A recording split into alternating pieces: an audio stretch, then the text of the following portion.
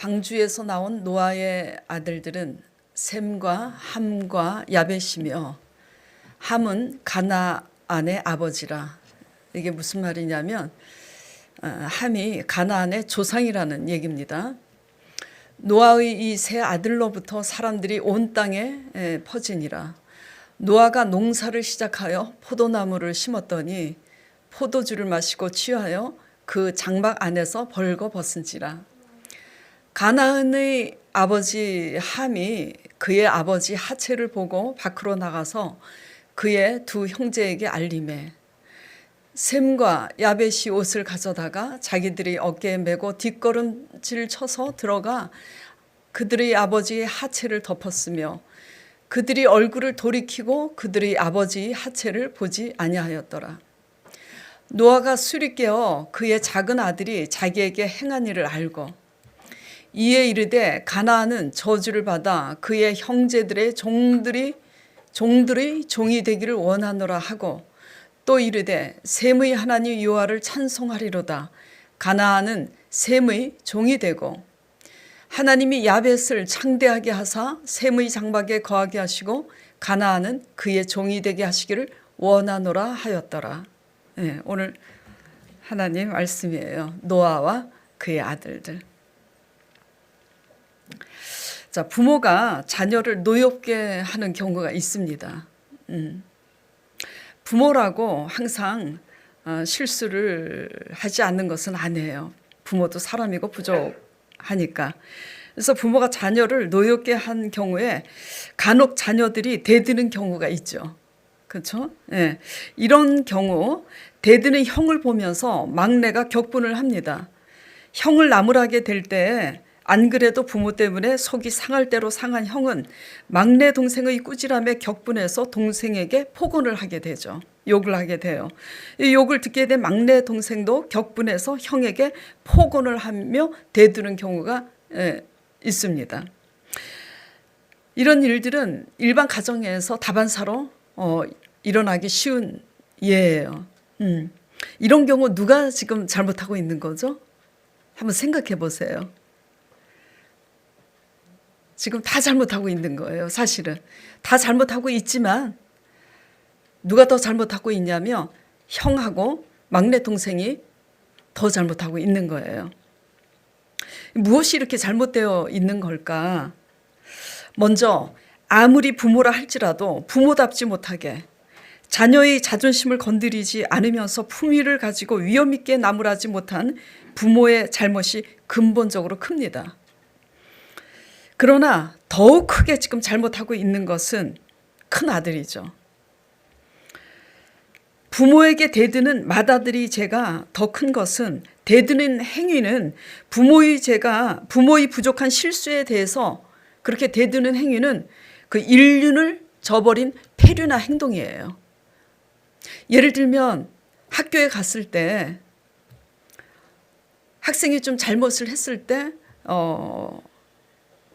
교사가 체벌을 하는데 품위 있게 체벌을 하지 않고 그 학생이 노여움을 바랄 수밖에 없도록 그렇게 폭언을 하고 체벌을 하는 경우, 그런다 할지라도 잘못한 학생이 그 교사에게 대들게 되는 것을 보면은 누구를 더 흉보게 되냐면은 그 학생을 흉보게 되죠. 막내도 그 형과 마찬가지예요.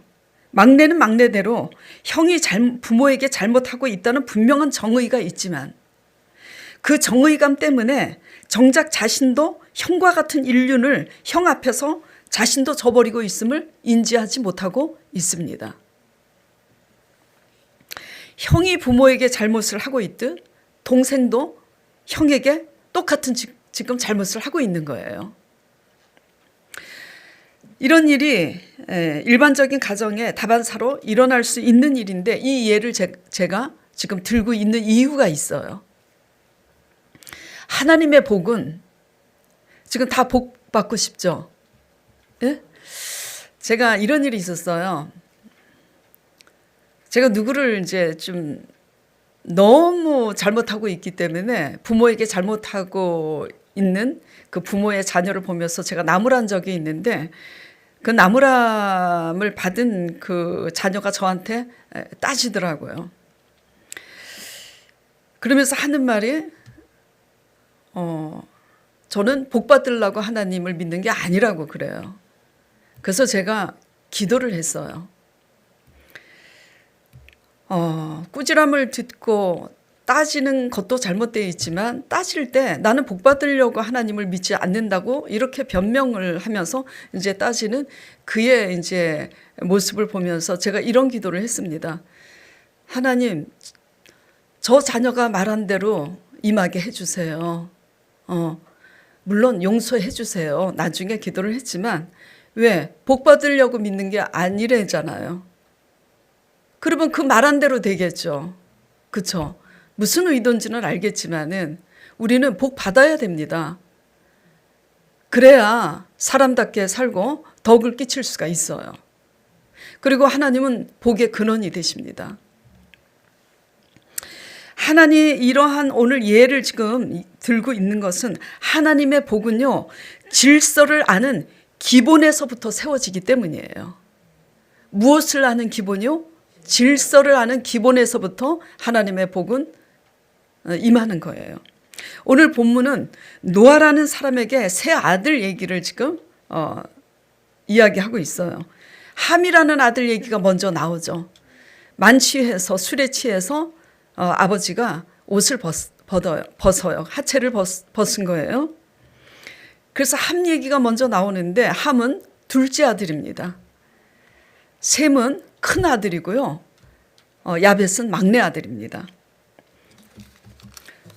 노아 아버지가 만취해서 옷을 벗게 되자 벗은 상태에서 잠이 든 그 아버지의 모습을 보게 된 함이 나가서, 본문 띄워주세요. 제가 이렇게 얘기를 하면은 요 말씀에 해당되는 말씀은 좀 미리미리 좀 띄워주세요. 벗은 상태에서 잠이 든 아버지의 모습을 보게 된 함이 나가서 형 셈에게, 그리고 막내 동생에게 고합니다. 그 몇 절이죠? 22절에 고하죠. 가나안의 아버지 함이 그의 아버지 하체를 보고 밖으로 나가서 그의 두 형제에게 알림해. 자, 23절. 셈과 야벳이 옷을 가져다가 자기들이 어깨에 메고 뒷걸음질 쳐. 왜 뒷걸음질 쳐서 가죠? 벗은 아버지의 하체를 보는 게 예의가 아니기 때문에 뒷걸음질 쳐서 들어가서 그들의 아버지의 하체를 옷으로 덮어드린 거예요. 그리고 나올 때도 돌이켜서 아버지의 하체를 보지 않고 나왔습니다. 자, 술에서 깬 아버지가 그의 작은 아들이 함이 자기에게 행한 일을 알게 된 거예요. 문제는 이에 이르되 아버지 노아를 통해서 이제 저주와 축복이 선포되고 있습니다. 이것은 아버지의 입술을 통해서 나온 저주와 축복이지만 하나님의 예언이에요. 이에 이르되 가나안은 저주를 받아 그 형제의 종들이 종이 되기를 원하노라 하고, 또 이르되 셈은, 그러니까 셈과 야벳은 하나님의 축복을 선포하고 있어요. 그리고 실제로 성경을 보면 여호수아 열왕기상에 보면은 이 예언이 성취됩니다. 자, 어떻게 보면 아버지 노아가 술에 취해서 실수해 놓고 이런 저주와 축복을 하는 게 타당한가라는 의구심이 들 수가 있어요. 그러나 여기에는 하나님의 질서를 지키는 기본 일륜에서부터 하나님의 축복과 저주가 시작되고 있음을 우리는 배워야 합니다. 이 저주, 함의 자손이 뭐가 된다고요? 셈과 야벳 자손의 종이 된다고 돼 있어요. 절대 머리가 되지 못해요. 꼬리가 된다는 거죠.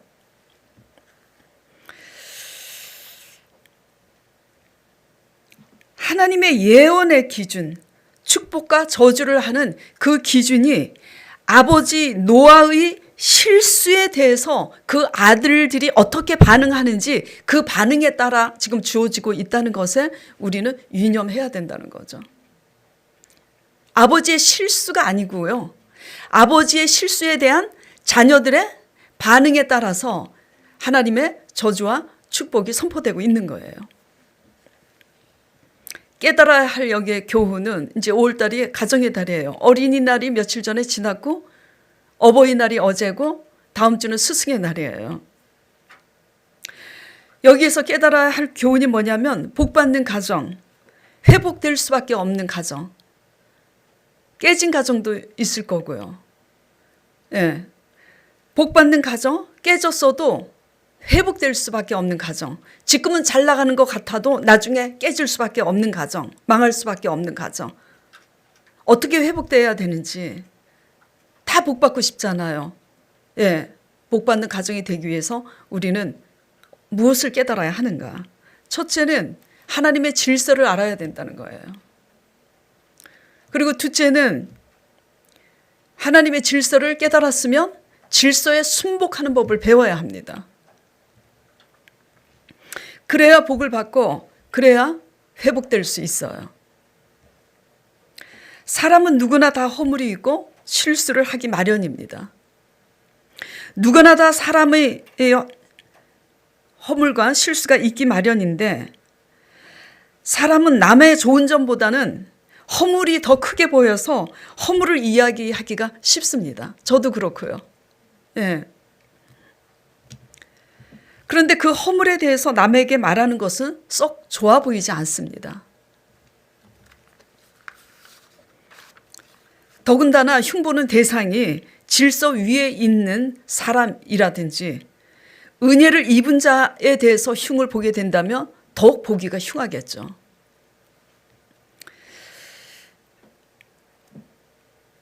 함이 벗은 아버지의 하체를 보고 나서 두 형제에게 고함으로 저주를 받게 된 것은 그 흉을 고하는 대상이 누구기 때문이냐면 아버지이기 때문이에요. 형제도 아니고 친구도 아니고 자기의 아버지이기 때문이에요. 자, 그리고 이제 또 중요한 사실이 있습니다. 흉을 보더라도 어떻게 하고 나갔어야 되냐면 벗은 아버지의 하체를 봤으면 옷을 벗어서 아버지 벗은 그 하체에 옷을 덮어드리고 나오고 얘기를 했어야 돼요. 얘기하고 싶더라도. 근데 함은 그냥 나왔어요. 그냥 나오고 그 형과 막내 동생에게 고합니다. 이게 사소하고 작은 일 같지만 절대 작은 일이 아니라는 거죠. 그래서 이 사소한 것이 작은 게 아니라 큰 일이라는 것을 교훈하기 위해서 속담이 이런 속담이 있어요. 세상 속담에도. 될 나무는 떡잎부터 알아본다고. 그렇죠? 떡잎이 건강한지 힘이 있는지 보면 이 나무가 어떻게 자랄지 알잖아요. 떡잎부터 누렇게 떴으면 큰 나무로 자랄 수가 없죠. 예. 건강한 떡잎의 기본은 신앙에 있어서의 기본을 의미하는데 신앙에 있어서의 질서입니다. 하나님이 세우신 질서의 권위를 아는 것에서 떡잎이 건강해지는 거예요. 그래서 떡잎이 기본이 건강해야 그 나무는 잘 자라게 돼 있는 거예요. 질서를 아시길 바랍니다. 그래서 질서에 순복하는 법을 배우는 저와 여러분 되시기를 축원드립니다. 예. 그렇기 때문에 10계명에 보면은 1계명에서 4계명까지는 하나님과의 관계에 우리가 준수해야 될 계명이 기록되어 있어요. 그러나 5계명에서부터 10계명은 사랑과의 관계의 계명인데 가장 첫 번째 다루고 있는 5계명이 뭐죠? 부모에 대한 계명입니다. 부모를 공경하라고 되어 있어요. 근데 여러분이 유의해야 될 게 뭐냐면 이런 부모는 함부로 대하고 이런 부모는 공경하라 이렇게 말씀하고 계시지 않아요. 그냥 한마디로 부모는 공경하라야. 부모는 공경의 대상입니다. 공경을 국어사전에 찾아보면은 뭐라고 풀이가 되어 있냐면은 받들어 모신다고 되어 있어요. 자, 그런다면 또 이렇게 반문하고 싶은 분들이 있을 거예요. 좋은 영향력을 미치지 못하고 있는 부모 밑에 있는 자녀들은 이런 질문을 하고 싶을 거예요. 부모가 부모 같아야 말이지. 애물단지인데. 술 마시고 도박하고 그래서 빚져가지고 자녀에게 물려주는 것은 고통뿐인데 어떻게 그런 부모를 공경할 수가 있냐고. 규모라고는 하나도 없는 규모. 쓰고 싶은 대로 다 써제끼고 아낄 줄 모르는 부모. 그래서 자녀들이 그냥 힘들게 벌어오고 남편이 힘들게 벌어오는 돈 함부로 탕진하는 그런 배우자. 어떻게 공경할 수 있어요? 그러나 성경은 이렇게 말씀하고 있어요. 부모를 공경하라고. 그래도 공경해야 됩니다. 이게 성경 말씀 하나님의 답이에요. 어떻게 부모를 공경할 때 어떤 복을 주신다고 약속하고 계시냐면 신명기 5장 16절에 이렇게 기록이 되어 있어요. 내 부모를 공경하라. 그리하면 내 하나님 여호와가 너에게 준 땅에서 너의 생명이 길고 복을 받으리라. 장수하고 복도 받는다는 거예요. 자, 바람나서 엄마가 나갔든 아빠가 나갔든 부모는 부모예요. 바람난 아버지라고 그 아버지 무시하고 상대하지 않으면 그것도 패륜합니다. 하나님의 말씀 안에서 부모를 공경하는 법을 이 가정의 달에 잘 배워서 적용하는 여러분 되시길 바랍니다. 예. 왜 그래도 이렇게 부모를 공경해야 하냐? 그게 하나님의 질서이기 때문이에요. 부모가 잘났든 못났든. 애물단지 부모일지라도 공경하는 것이 바로 하나님께 순복하는 것이라는 걸 아셔야 돼요. 이렇게 옳지 못한 부모임에도 불구하고 그 부모를 공경함으로써 하나님께 순복하는 자라야 그 사람의 기도를 듣습니다. 그리고 우리의 기도를 듣는 것보다 더 중요한 사실은 뭐냐면 이렇게 공경하지 못할 부모인데도 불구하고 공경을 하게 되면서 부모를 위해서 기도할 때 하나님은 그 부모까지도 변화시키고 그 부모도 구원시킨다는 걸 잊지 마시길 바라요. 우리의 목적은요. 우리의 사명은 영혼 구원이에요. 내 부모가 부모답지 않다고 부모를 상대를 하지 않고 부모를 함부로 하고 무시하면 그 부모는 누가 구원합니까? 그렇잖아요. 바람나서 나간 엄마, 바람나서 나간 아버지가 하나님 공경합니까? 그러면 하나님을 몰라서 지옥에 떨어질 그 부모는 누가 구원하냐고요. 다 우리 의의 기준에서 우리가 함부로 할 것이 아니라 하나님의 의의 기준에서 공경함으로 영혼 구원의 사명을 잊지 않는 저와 여러분 되시길 간절히 축원드려요. 예. 또 간혹 술과 도박, 빚져서 피해를 준 것도 아닌데 부모가 실수했다고 마음에 안 들어서 말도 섞지 않는 자녀가 있음을 보게 되는데 이 정도 되면 그 자녀는 상당히 교만한 겁니다. 예. 아무리 성실하고 똑똑하고 일 잘해도 인성이 잘못되어 있는 거예요. 부모는 자녀를 가르쳐야지 돼요. 예. 다시 배워야 되는 거예요. 똑똑한 게 절대 아니에요. 성실도 아무것도 아닙니다. 그거는. 예. 그러한 일 잘하는 성실이 이러한 인륜을 저버린 이 인성을 대신할 수는 없어요.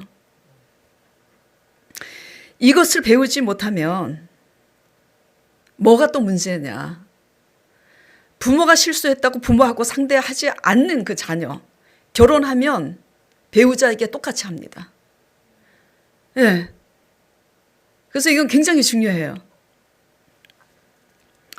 종이 될 수밖에 없어요. 아무리 성실하고 직장에서 잘 나가고 인정받는다 해도 끝이 안 좋습니다. 왜? 하나님이 예언하셨죠. 종이 될 거라고. 우리는 이것을 잘 알고 자녀를 훈육해야지 돼요. 근데 부모 공경의 이 원리는 삶 전반에 걸쳐서 사랑관계에 그대로 적용이 돼야 됩니다. 어떻게 적용이 돼야 되냐? 부부관계에서도 마찬가지예요. 성경에 아내는 남편에게 어떻게 하라고 기록이 돼 있어요? 복종하라고 돼 있습니다. 왜냐하면 질서기 때문이에요. 남편이 마음에 안 들어도, 못마땅하도, 물론 순복하고 타협하는 건 틀려요. 타협하고 순복은 틀립니다. 예. 꼭 하나님 안에서 타협하면 안 될 일 말고는 웬만하면 마음에 들지 않아도 남편의 뜻에 복종해야 돼요. 요즘 세상은 옛날하고 달라서 남편들이 연하가 많습니다. 예. 저희 아들도 수년 전에 사귀는 아가씨가 있었어요. 그 아가씨가 연상이었어요. 그 아가씨하고 이제 헤어졌지만 남편이 연하라고 할지라도 함부로 대하면 안 돼요. 왜냐하면 배우자로 선택했지. 배우자로 선택을 했기 때문에 남편이 된 거잖아요. 그래서 자녀를 낳으면은 그 연하의 남편은 누가 되는 거예요? 자녀의 아버지가 되는 존재입니다. 그렇기 때문에 남편에게 잘 해야 돼요. 지금 우리 교회에 연하 남편이 있는데 아마 기뻐할 줄 믿습니다. 예. 또 직장에서 질서 중요합니다. 자, 직장에서 이제 이런 일이 다반사죠. 나이 어린 팀장, 나이 어린 계장, 간장게장이 아니에요. 나이 어린 과장, 나이 어린 부장, 그리고 사장이 나이가 더 어려. 근데 이제 직원이 마음에 안 들어. 팀장이 마음에 안 들어. 과장이 마음에 안 들어. 그래서 나이 많은 이제 직원이 팍 이제 못마땅해서 뒤에서 흉을 봅니다. 나이도 어린 것이 어쩌고 저쩌고 막 분노해서. 이걸 알아야지 돼요. 그 사장이 나이 어린 팀장을 왜 세웠을까? 나이 많은 그 직원들을 다 놔두고 왜 나이 어린 사람을 팀장으로 세우고 왜 계장으로 세우고 왜 가장으로 세웠나? 사장 보기에는 그 나이 어린 그 사람이 더 낫기 때문에 세운 거예요. 이걸 알아야 됩니다. 직장에서의 질서. 또 질서. 내가 잘 나가는 회사 회장이라고 합시다. 가끔 가다가 착각하는 경우가 있어요. 지난주에 제가 그런 얘기를 했었죠. 오고 가는 착각 속에 헷갈리는 너와 나라고. 정말 헷갈리는 행동 많이 합니다. 자, 내가 잘 나가는 큰 회사 기업의 회장이에요. 근데 인성이 잘못됐어. 어떻게 사업수와는 뛰어나서 회장이 됐는지는 몰라도 자, 내 아이를 맡긴 학교의 교사한테 갑니다. 착각을 하는 거예요. 오고 가는 착각이야. 내가 학교에서도 회장인 줄 착각하고 그 교사에게 내 아이를 맡고 있는 교사에게 함부로 합니다. 이거 인륜을 저버린 행동이죠. 그 끝은 하나님이 말씀하고 계세요. 아무리 잘 나가는 회장이라 할지라도 그 끝은 좋지 않아요. 종이 된다고 말씀하고 계십니다. 그래서 우리는 배워야 될 게 뭐냐면 질서를 배워야지 돼요. 내가 잘 나가는 회사 사장이고 내가 잘 나가는 회사 회장일지라도 유치원 내 아들이 유치원에 다니면 유치원 교사에게 회장이 될 수가 없는 거예요. 그냥 선생님인 거예요. 아니 그냥 선생님이 아니라 당신이 회장임에도 불구하고 그 교사는 선생님일 뿐이에요. 선생님이 돼야 되는 거예요. 아주 공손하게 선생님, 내 아이를 맡고 있는 선생님인 겁니다. 선생님 예우를 해드려야지 되는 거예요.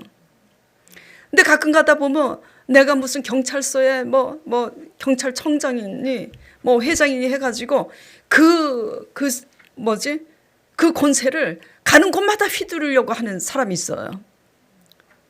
교회 다니면서 그렇게 한다면 그 끝은 비참한 겁니다. 그래서 이게 굉장히 중요한 게 뭐냐면 지금 함에게 선포된 그 저주가 그 자손 때 이루어지고 있잖아요.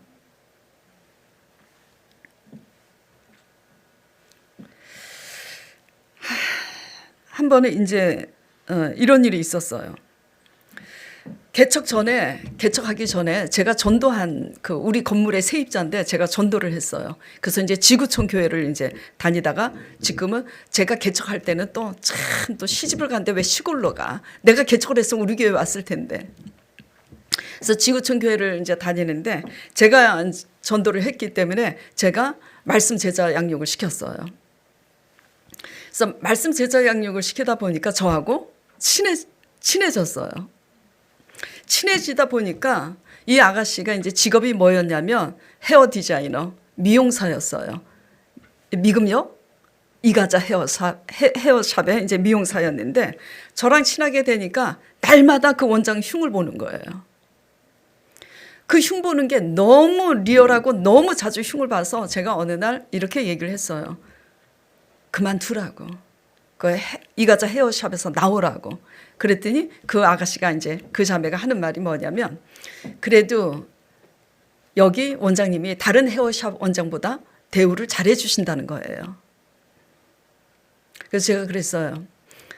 그러면 그래도 못마땅한데 다른 데보다 잘해 주는데도 못마땅한 게 더 많잖아요. 그러면 좋은 수가 있다고. 조그만 변두리 가서 조그만 그 미용실을 개업을 하라고.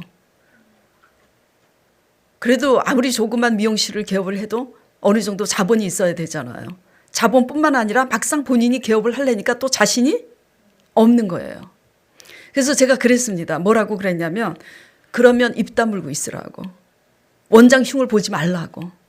다른 헤어샵보다 그 이가자 헤어샵 원장님이 대우를 더 잘해주고 있다면 그래서 그만두지 못한다면 은혜를 입고 있는 그 원장의 흉을 이제 그만 보라고 그랬어요. 그러면서 제가 이게 하나님 말씀을 배우는 것의 첫 번째 너가 달라져야 될 모습이라고 제가 권면을 했어요. 자, 그 일이 있고 난 후에 근데도 잘리지 않고 있는 이 자매 이유가 있어요. 머리를 카트도 잘하고 파마도 잘하고 그 샵에서 머리를 너무나 잘하고 있으니까 그 원장이 자르지 못하고 있는 거예요. 그러다가 또 이제 사건이 터진 겁니다. 그 원장이 한마디 하면 두 마디 하죠. 뒤에서 날마다 흉을 보는데 말대꾸를 안 하겠어요? 근데 이제 저한테 권면과 책망을 이제 듣고 가서 그런 일이 있을 때 그 자매가 처음으로 한 번도 대꾸하지 않고 그 원장님한테 잘못했다고. 그동안 원장님에게 제가 이렇게 말대꾸하고 이렇게 대든 거나 마찬가지인데 이렇게 잘못한 거 용서해 주시라고.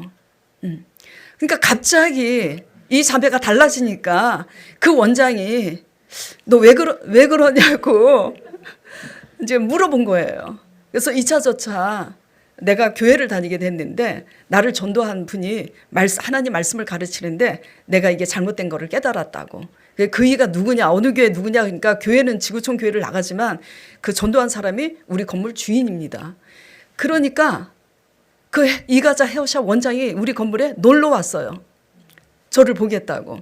그 다음부터 재미있는 일이 뭐냐면 그 자매가 말을 안 듣거나 직원들이 말을 안 들으면 저희 건물로 보내는 거예요. 그러더니 어느 날 카드를 저한테 주더라고요. 그래서 이걸 왜 주세요? 그랬더니 사모님 드시고 싶은 거나 사고 싶은 거 있으면 사시라고. 그냥 카드를 줘요. 지금 제가 뭐 하고 있는 거죠? 제 자랑하고 있는 겁니다. 제 자랑하고 있는 거예요. 설교 끝나고 제 자랑만 기억하지 마시고 제가 왜 이 얘기를 하고 있냐면 이 아가씨에게 제가 왜 그 권면을 하고 그 아가씨가 이제 달라지고 그렇게 시집을 갔는데 이 아가씨가 하나님의 말씀 안에서 그렇게 변화받지 못하고 원장한테 그렇게 하지 못했다면 결혼 생활도 그렇게 했을 거예요. 남편이 힘들게 돈 벌어서 갖다 주는데 남편에 대한 고마움과 감사보다는 못마땅한 것만 맨날 얘기했겠지. 원망불평만. 그래요, 안 그래요? 안에서 새는 바가지 밖에서도 새기 마련인 거예요. 그래서 굉장히 이게 중요한 거죠. 하나님의 축복을 받기 위해서는 가정에서나 직장에서나 교회에서나 하나님이 세운 질서에 순복하는 것을 배워야지 돼요. 굉장히 중요합니다. 그렇기 때문에 성경은 이렇게 말씀하고 계세요. 베드로전서 2장 18절에 사환들아 범사에 두려워함으로 누구를 두려워하냐면 하나님을 두려워함으로 그 주인에게도 두려워함으로 주인들에게 순복하되 선하고 너그러운 자들에게만 아니라 까다로운 주인에게도 그리하라고. 베드로전서 2장 18절이 나왔네. 응. 자 보세요. 그렇죠? 선하고 관용하는 자들에게만 아니라 그 주인이 때로는 악하고 까다롭다 할지라도 그들에게 순복하라고. 이게 하나님의 질서라는 겁니다. 예. 복은 그냥 받는 게 아니에요. 하나님의 질서와 하나님의 권위에 순복하는 저와 여러분 되시길 간절히 축원드립니다. 예. 교회에서는 또 어떻게 적용이 되죠? 은혜 받은 것에 대한 반응은 하나도 없어. 그리고 날마다 원망과 불평뿐이야. 그냥 강 목사님 잘못하는 거, 오 목사님 잘못하는 거. 오 목사, 강 목사에게 우리도 사람이니까 때로는 실수할 거 아니에요. 말씀으로 잘 먹이고, 또 말씀만 잘 먹이는 게 아니라 죄송합니다. 맛있는 밥도 사주고, 때로는 선물도 주고, 은혜 받을 건 다 챙겨 먹으면서 어쩌다가 허물이 보이면 흉보는 거. 이거가 뭐냐면 우리들을 흉보지 말라고 개인 감정을 가지고 얘기하는 게 아니에요.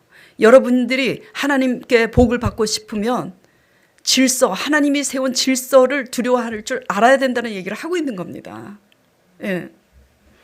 그래서 은혜 받은 건 다 잊어버리고, 그리고 교우 관계에서도 마찬가지예요. 구역장이고 구역 식구들한테 어떻게 하는데, 예. 근데 구역장이 조금 실수했다고 막 와서, 가끔가다 그런 경우 있어요. 예. 우리 구역장님 때문에 못 살겠다고. 그 성도가 저한테 와서 얘기를 해. 그래서 제가 사정을 다 들어줬어요. 구역장님이 그런 면이 있죠. 그러나 일어나서 갈 때 얘기했어요. 근데 그 구역장님이 아무리 부족해도 당신 위해서 울 수 있는 사람은 그 사람이라고 그랬어요. 예.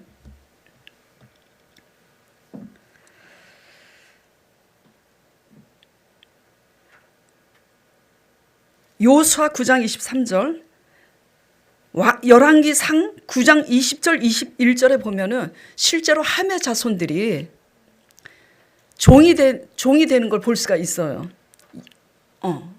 그러므로 너희가 저주를 받나니 너희가 대를 이어 종이 되어 다 내 하나님의 집을 위하여 나무를 패며 물을 깃는 자가 되리라 하니 그대로 됐어요. 기브온 족속, 가나안 족속, 함의 자손들 얘기입니다. 그 다음에 열왕기상 9장 20절 21절, 이스라엘 자손이 아닌 가나안 함의 자손인 겁니다.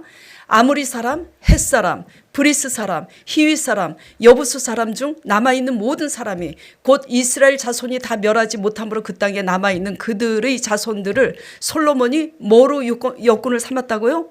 노예로 여군을 삼아 오늘까지 이르렀으되. 자, 하나님의 말씀이 성취됐어요, 안 됐어요? 처음엔 가나안이 잘 나갔어요. 그렇죠? 그러나 나중에는 가나안이 이스라엘의 노예가 됩니다.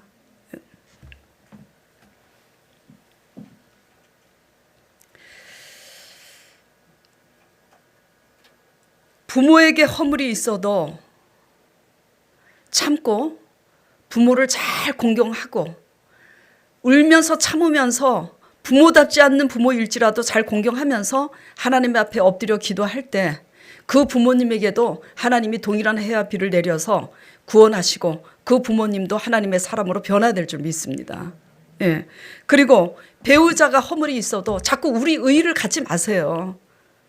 제가 개척해서 계속 제가 설교를 하고 있는데 설교 끝나면 도루묵이야. 제가 대화를 들어보면은 내가 했다고 우리가 한 건 아무것도 없어요. 예. 배우자가 허물이 있어도 꾹 참고 잠잠히 하나님만 바라보면서 질서에 순복하기 바랍니다. 예. 그리고 직장에서, 일터에서 직장 상사, 선배, 예. 학교 다니면서 또 선후배 사이.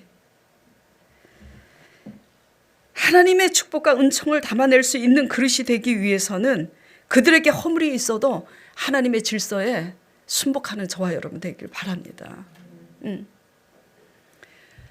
그래서 하나님의 복은 그냥 이루어지는 게 아니라 이렇게 하나님의 질서와 건의에 순복하게 될 때 그들이 까다롭다 해도, 그들이 옳지 않다고 해도 그렇게 순복함을 배울 때 하나님의 복이 임하는 거고요. 그 다음에 더 중요한 거는 뭐냐면 그렇게 함으로써 덕을 세워서 그들의 영혼도 구원할 수 있는 거예요. 옳지 않다고 까다롭다고 내 의를 자꾸 세우고 그리고 대들고 다투고 그러면서 하나님 믿으라고 한마디 해보세요. 그러는 사람들은 또 하나님 믿으라고 하지도 않지. 뒤에서 그렇게 하는 행위를 보고, 그런데 그 사람이 교회 다닌다는 걸 알면 뭐라고 하겠습니까? 저 사람 때문에, 자기 잘못은 모르고 저 사람 때문에 내가 교회 나가기 싫다는 말이 나오는 거죠. 자, 그래서 오늘 배운 말씀은 뭐죠? 하나님의 질서. 질서에 우리가 순복하는 걸 배워야 되는데, 하나님이 세운 위의 질서에 사람이 부족하고 까다롭고 잘못되어 있다 할지라도 순복함을 배워야 복을 받는다라는 거. 자, 그러면 이제 오늘은 부모 중심에서 자녀들이 복 받기 위해서 어떻게 해야 되는지 얘기했지만, 거꾸로 또 부모들이 자녀를 노엽게 하는 거, 그리고 우리가 목회자, 지도자들이, 하나님을 믿는 지도자들이 아랫사람들에게 함부로 하는 거, 이건 또한 잘못되어 있죠. 왜? 그 위에 누가 있죠? 하나님이 계시는 거예요. 머리 된 하나님. 하나님, 머리 대신 하나님의 질서 속에서 우리는 또 아랫사람들을 권면하고 책망할 때 그들의 자존심, 그들의 자존감이 상하지 않도록 우리가 정말 그 사람들을 위해서 사랑으로, 온유로 잘 해야 된다는 거죠. 이렇게 해서 모두 여러분들 가정에 복된 가정이 되길 바라고, 또 지금 많이 뭐 사업적으로나 경제적으로나 아니면 사람 관계에 있어서 깨졌다 할지라도 이렇게 하나님 건의에 순종하면서 순복할 때 그 가정 회복될 줄 믿습니다. 예, 오늘 이 말씀 생각하면서 자, 우리가 과연 하나님의 복과 은총을 담아낼 수 있는 그릇인지 되돌아보면서 하나님 말씀에서 다짐하는 시간 갖도록, 통성기도 같이 잠시 갖도록 하겠습니다. 하나님 아버지, 우리는 대부분 본능적으로 내가 좋아하는 사람, 공경할 만한 부모, 또 공경할 만한 목사님, 공경할 만한 상사, 공경할 만한 교수님, 우리가 좋아하는 사람들에게만 아버지 공경하고, 어른답지 못하고 하나님이 세운 건의답지 못하게 하는 위에 있는 사람들에게 함부로 하는 경우가 있습니다. 함처럼.